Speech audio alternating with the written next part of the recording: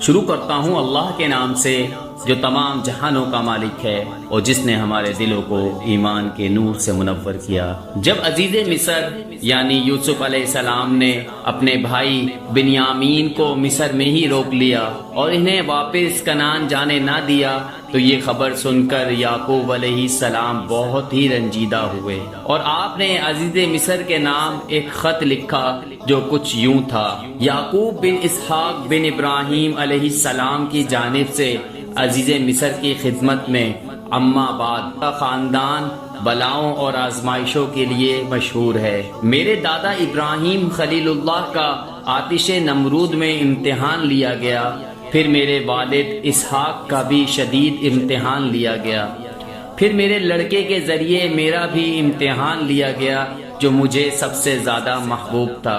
اس کے بعد اس کا ایک چھوٹا بھائی میرے غم اور تکلیف میں تسلی کا سامان تھا، جس کو آپ نے چوری کے الزام میں گرفتار کر لیا۔ ہم اولاد انبیاء ہیں، نہ ہم نے کبھی چوری کی اور نہ ہمارے اولاد میں کوئی چور پیدا ہوا، والسلام۔ چنانچہ اس خط کو لے کر یوسف علیہ السلام کے بھائی مصر پہنچے اور ان کے دربار میں حاضر ہو کر انہیں حضرت یعقوب کا یہ خط دیا۔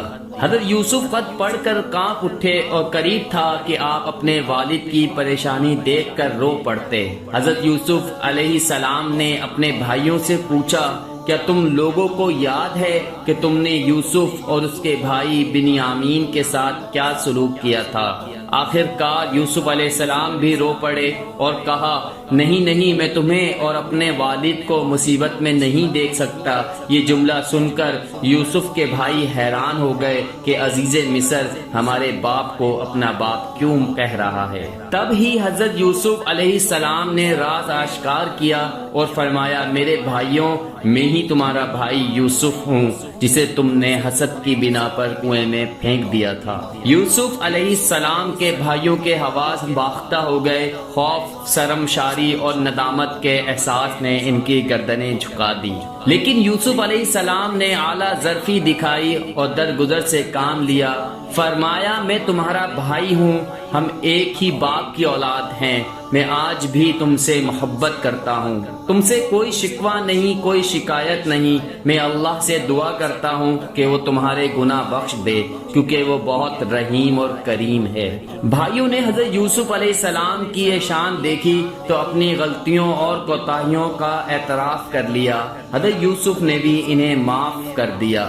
پھر یوسف علیہ السلام نے اپنا کرتا اپنے بھائیوں کو دیتے ہوئے فرمایا کہ یہ میرا کرتا لے جاؤ اور ابا جان کے چہرے پر ڈال دینا، ان کی آنکھوں میں روشنی آ جائے گی، پھر تم سب گھر والوں کو لے کر مصر چلے آؤ۔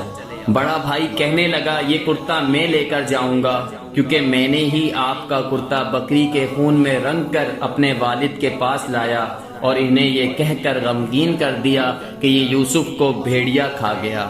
میں نے ہی انہیں غمگین کیا تھا اور آج حضرت یوسف کی زندگی کی خوش رنجی بھی میں ہی سناؤں گا اور ان کو خوش کرنا چاہتا ہوں۔ یہودا اس کرتے کو لے کر 80 کوس تک ننگے سر دوڑتا چلا گیا۔ راستے کی خوراک کے لیے اس کے پاس 7 روٹیاں تھیں، لیکن مسرت اور خوشی کا یہ عالم تھا کہ بھوک و پیاس ختم ہو گئی۔ یہودا جیسے ہی کرتا لے کر کنعان کی سرحدوں میں داخل ہوا تو ایک معجزہ پیش آیا۔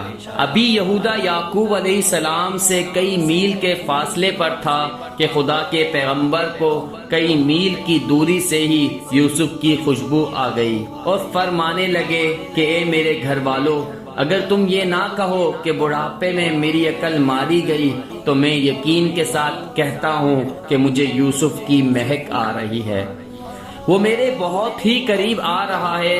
سب لوگ کہنے لگے، واللہ آپ ابھی تک یوسف کے غم میں مبتلا ہیں۔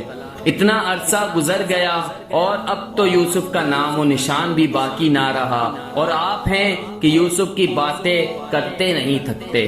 غرض یہ کہ جب یہودا یوسف علیہ السلام کا کرتا لے کر کنعان میں داخل ہوئے تو انہوں نے یوسف کے حکم کے مطابق کرتے کو حضرت یعقوب علیہ السلام کی آنکھوں پر ڈال دیا، لہٰذا فوراً ہی یعقوب علیہ السلام کی آنکھیں روشن ہو گئیں۔ حضرت یعقوب فرمانے لگے، دیکھو میں نے کہا تھا کہ میں اللہ کی جانب سے وہ سب بات جانتا ہوں جو تم نہیں جانتے۔ برادران یوسف نے نہایت ہی شرمندگی سے سر جھکاتے ہوئے حضرت یعقوب کو سارا ماجرا بتایا۔ یعقوب علیہ السلام نے فرمایا، ان قریب میں تمہارے لیے دعا کروں گا اور اللہ غفور الرحیم ہے۔ یعقوب علیہ السلام نے تہجد کے وقت کے بعد اپنے سب بیٹوں کے لیے دعائے مغفرت فرمائی اور یہ دعا قبول ہو گئی۔ چنانچہ آپ پر وحی اتری کہ آپ کے صاحبزادوں کی خطائیں بخش دی گئی ہیں۔ بہرحال حضرت یعقوب علیہ السلام اپنے اہل خانہ کے ساتھ روانہ ہوئے۔ حضرت یعقوب نے اپنے گھر والوں کو جمع کیا تو کل 72-73 آدمی تھے، جن کو ساتھ لے کر وہ مصر کے لیے روانہ ہوئے۔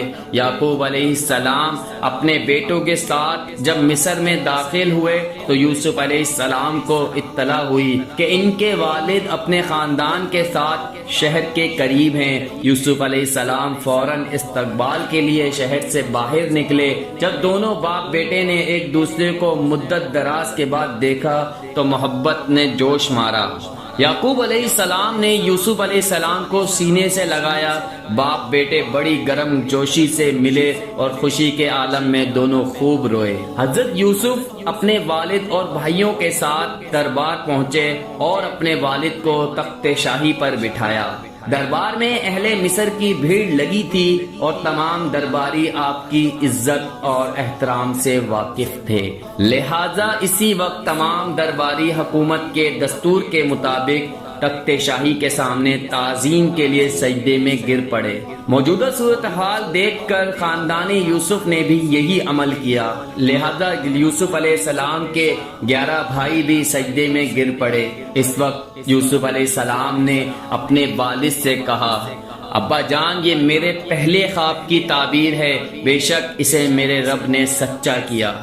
یعنی میرے 11 بھائی ستارے ہیں اور میرے باپ سورج اور میری والدہ چاند ہیں، اور یہ سب مجھ کو سجدہ کر رہے ہیں۔ اس واقعے کے بعد یوسف علیہ السلام کا تمام خاندان مصر میں آباد ہو گئے، کیونکہ اس وقت کے فرعون ریعان نے اصرار کے ساتھ یہ کہا تھا کہ تم اپنے خاندان کو مصر میں ہی آباد کر لو، میں ان کو بہت عمدہ زمین دوں گا اور ان کی ہر طرح سے عزت کروں گا۔ یوسف علیہ السلام کی اس پوری داستان کو قرآن میں احسن القصص کا نام دیا گیا ہے۔